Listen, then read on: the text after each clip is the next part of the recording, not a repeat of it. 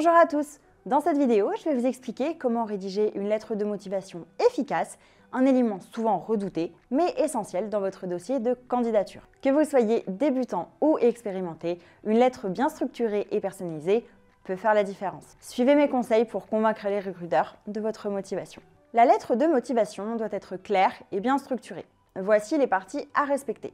En en-tête, en haut à gauche, indiquez vos coordonnées, nom, adresse, numéro de téléphone et email. N'hésitez pas à marquer votre nom en gras avec les coordonnées présentes et bien visibles pour faire un petit rappel du CV. Et à droite, les coordonnées de l'entreprise, idem avec le nom du recruteur, le nom de l'entreprise et l'adresse. Précisez l'objet de votre lettre. Candidature pour une alternance en nom du domaine. Votre objet doit être en lien avec l'offre vue par exemple. Mentionnez si c'est une candidature spontanée. Pour l'introduction, mentionnez la raison pour laquelle vous postulez et comment vous avez découvert l'offre. Par exemple, actuellement en nom du diplôme, je suis à la recherche d'une alternance dans le domaine nom du domaine. Votre entreprise a retenu mon attention pour sa réputation dans précisez à nouveau le domaine. Il s'agit ici des premières lignes pour faire la différence. Prenez le temps de bien valoriser votre démarche. Sur le cœur de la lettre, présentez-vous brièvement. Expliquez en quelques lignes qui vous êtes avec le parcours des études sans forcément répéter votre CV. Sur les compétences et les atouts, mettez en avant 2 ou 3 compétences ou expériences qui correspondent au poste, même si elles viennent de stages ou de projets académiques. Utilisez des exemples concrets comme « Durant mon stage chez nom de l'entreprise, j'ai développé mes compétences en gestion de projet en menant » et donnez un exemple précis. Pourquoi vous choisissez cette entreprise ?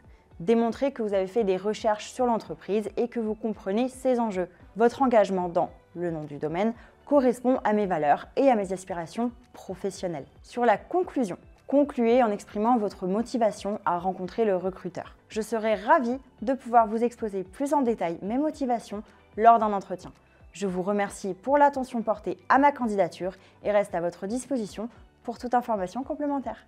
Attention aux fautes d'orthographe, elles sont à proscrire. Il existe des logiciels aujourd'hui qui vous permettent de corriger la syntaxe, la grammaire et l'orthographe. Pensez à les utiliser en amont et faites relire ensuite votre lettre ou aussi votre CV par un proche. N'oubliez pas de renommer votre lettre de motivation avec votre nom et votre prénom. Nous avons vu la partie théorique.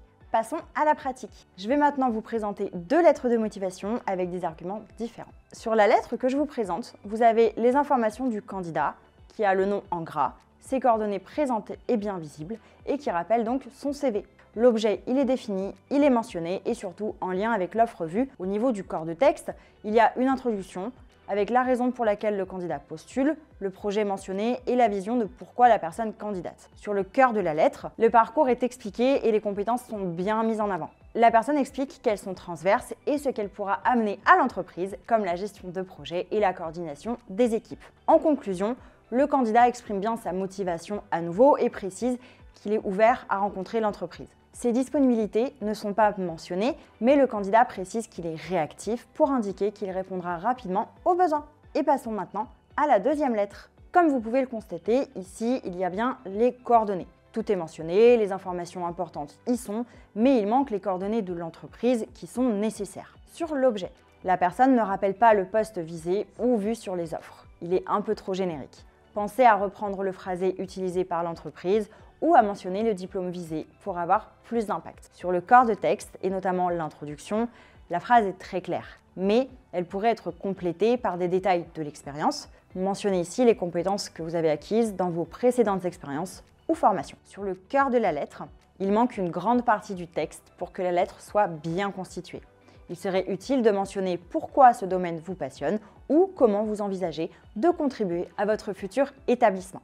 Les qualités mises en avant sont très bien, mais idem, un peu génériques. Si vous tenez à les mentionner, illustrez-les bien avec des exemples concrets, comme par exemple « Je m'adapte facilement et j'apprends rapidement, ce qui me permet d'intégrer de nouvelles connaissances avec efficacité. Ma motivation à poursuivre mon apprentissage est sans limite. » Il peut être utile de démontrer votre enthousiasme pour le poste en mentionnant des éléments spécifiques de l'entreprise ou du métier. Sur la conclusion, vous pouvez renforcer cette phrase en précisant votre disponibilité ou en réitérant votre intérêt pour l'entreprise. N'oubliez pas de signer votre lettre avec votre nom et prénom pour la compléter.